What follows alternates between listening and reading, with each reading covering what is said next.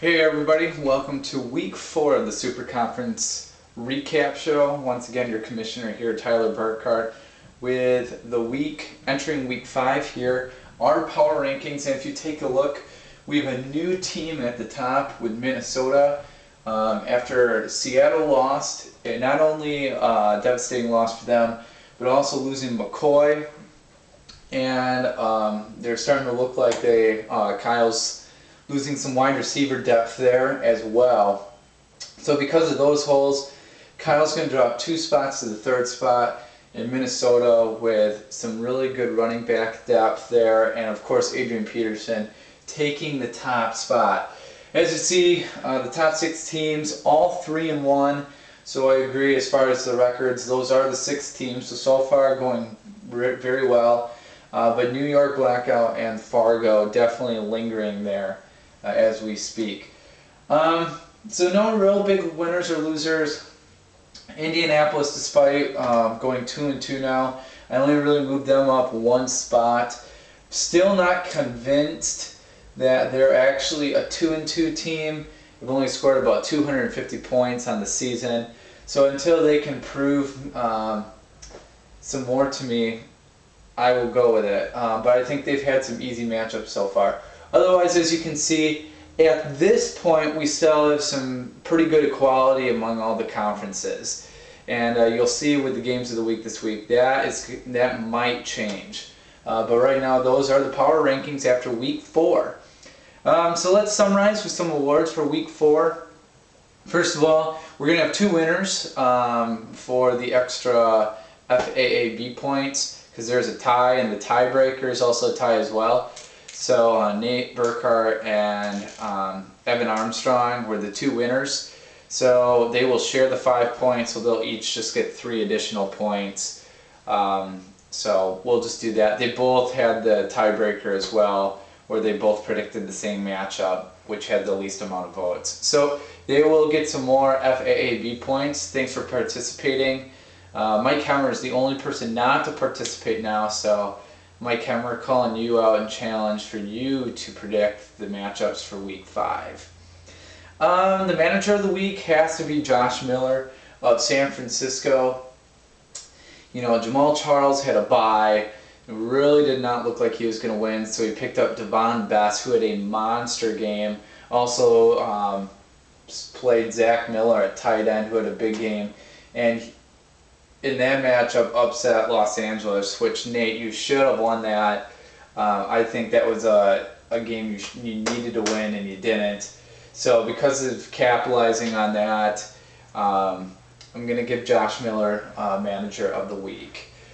Finally, the move of the week has to be between Kiln and myself. We're in the bottom right now of the AFC East, have to make a move. And a huge move where I will improve my wideout with Santana Moss, and running back situation with Cedric Benson. While Kiln needed some running back depth, he'll get that with both Knowshon Moreno and BenJarvus Green-Ellis. So he improves his depth. I improve my impact players, and I think that might lift us both up in the upcoming week. So definitely the move of the week. Now let's head to week 5. The matchup this week that's going to be game of the week is, I'm actually going to say, Green Bay versus Oakland. And the reason why that is both of these teams are on the verge of getting up to first place in their division. While the loser will be sent probably to the basement. So it's a very pivotal game at this part of the season as we start entering the mid part of the season. I'm going to go with this matchup, Green Bay, to win the game of the week. And the reason why I like Green Bay for this is that he's got Michael Turner versus Cleveland, and finally found a second running back in Terrain who will get the start. Meanwhile, Oakland doesn't have Tom Brady at all either, so I do like Green Bay for that matchup, but I think it'll still be very close. In Washington versus Seattle, I'm going to go with myself. Remember last week I didn't predict myself to win and I lost by 4 points. But this week I think I'm going to beat Seattle pretty bad. Seattle has some injuries, especially with McCoy. Forsett has a bye. Meanwhile, I have Moss and Cooley on Washington going against Green Bay, and Green Bay's backfield, or their defense is hurting pretty bad. And I also have Drew Brees against Arizona. So I like the upset here against Seattle. I'm going to go with Indianapolis over San Fran. I know I just bashed Indianapolis in the power rankings, but I think Indianapolis is going to take this one as well. Indianapolis, it's got Colson against Arizona, Matt Ryan versus Cleveland, good matchups. Meanwhile, San Francisco, Andre Johnson's hurt, and the only running back he really has is Charles. Brandon Jacobs, not a very solid play, so I'm going to go with Indianapolis. Blackout will take on Portland. This is a really good matchup, and I actually was going to make this game of the week until Jay Cutler got hurt. And you'll actually see in our league that I actually predicted Portland to win, but because of the Jay Cutler injury, I'm going to switch my mind. I'm going to go with the blackout here. Also, with Jones-Drew against Buffalo, he could put up 20-30 points this week. I'm going to go Fargo against Kiln.